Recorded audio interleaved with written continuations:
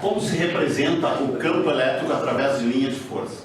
Primeira coisa, linhas de força são linhas imaginárias que servem para representar o campo. Eu posso representar o campo gravitacional, o campo magnético, o campo elétrico através dessas linhas.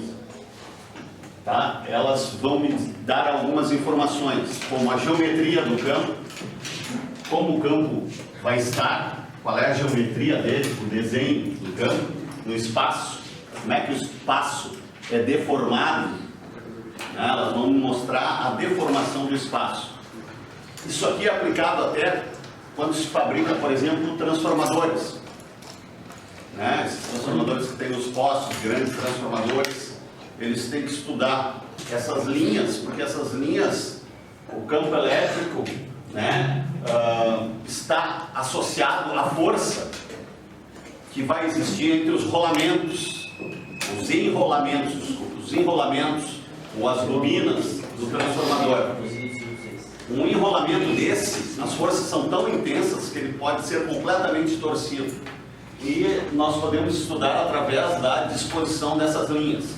Quando as linhas estão mais próximas, significa que o campo é mais intenso, é mais forte.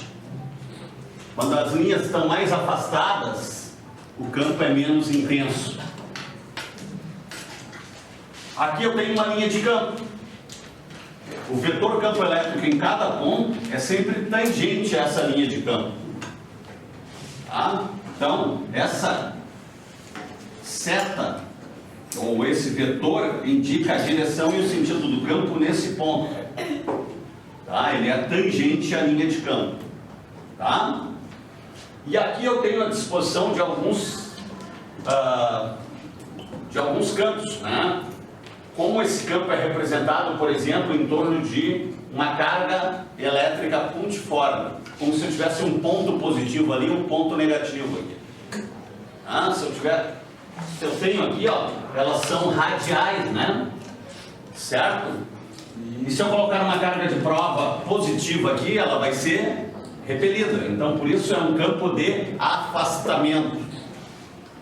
Se eu colocar uma carga de prova positiva aqui, ela vai ser atraída. Então, é um campo de aproximação. O campo é mais intenso aqui, onde as linhas estão mais próximas, e é menos intenso aqui, onde as linhas estão mais afastadas.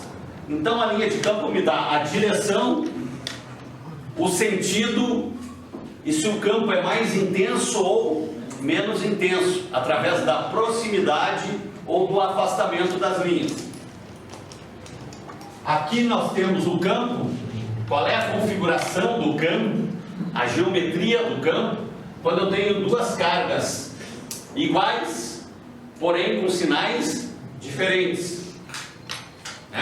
Vejam que as linhas sempre saem das cargas positivas e chegam nas cargas negativas.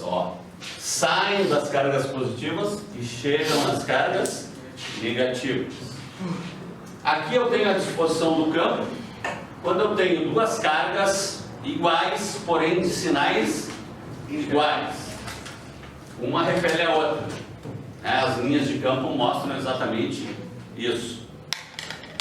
Aqui nós temos um campo uniforme. Quando é que o campo é uniforme? Quando ele tem mesma direção horizontal, mesmo sentido para a direita, e o afastamento das linhas é o mesmo. Então essa distância é a mesma.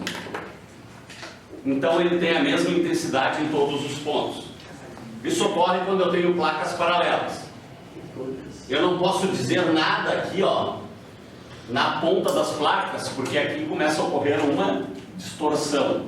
Então eu posso falar do campo uniforme aqui no interior das placas. Quando eu começo a me afastar e chegar nas pontas, ele começa a sofrer distorções aqui por causa das pontas que eu tenho aqui.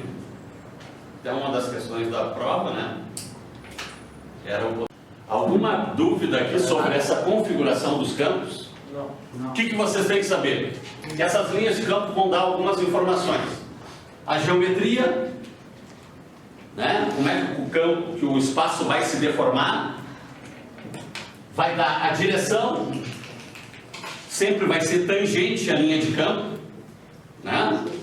Então aqui, por exemplo, eu teria um vetor campo elétrico aqui, né?